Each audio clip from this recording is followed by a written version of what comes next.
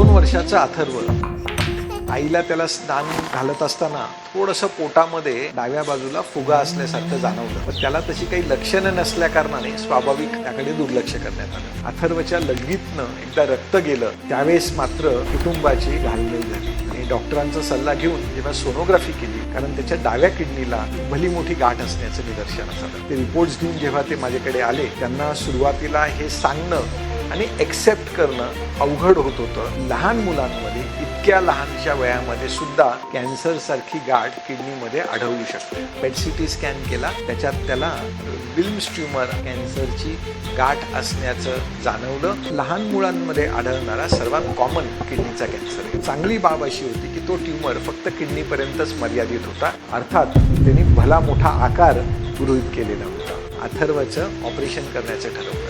Wilms tumour किंवा किडनीच्या गाठी अशा काही अपवादात्मक ट्यूमर्स असतात ज्याची बायोप्सी ऑपरेशनच्या आधी करायची नसते. वडिलांच्या मनामध्ये काही संकोच होते की किडनी वाचवून ऑपरेशन करता येऊ शकते का, आणि जर कधी आपण किडनी काढली तर त्याचं पुढील भविष्य, त्याचं पुढील ग्रोथ कशी असणार आहे. एक किडनी जरी काढली तरी काहीही फरक पडत नाही. पुढील आयुष्य पूर्ण सामान्य अन्य मुलांसारखंच खेळू शकतात, आपले शारीरिक श्रम पूर्ण करू शकतात. किडनीचं शस्त्रक्रिया करण्याचं ठरवलं. 11 किलोचा अथर्व, त्याच्या पोटातनं 1 किलोची किडनीचं ट्यूमर काढण्यात आलं. अगदी काही थेंब रक्तस्राव होता असं म्हटलं तरी चालेल.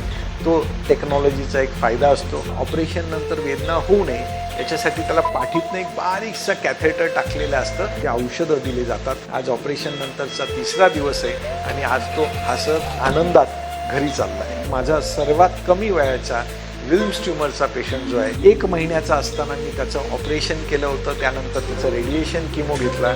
आज तो 18 वर्षाचा एक एकदम हेल्दी आणि तो आता इंजिनिअरिंगचा विद्यार्थी आहे. लहान मुलांमधले जे कॅन्सर असतात हे पूर्णपणे बरे होण्याची शक्यता खूप अधिक असते.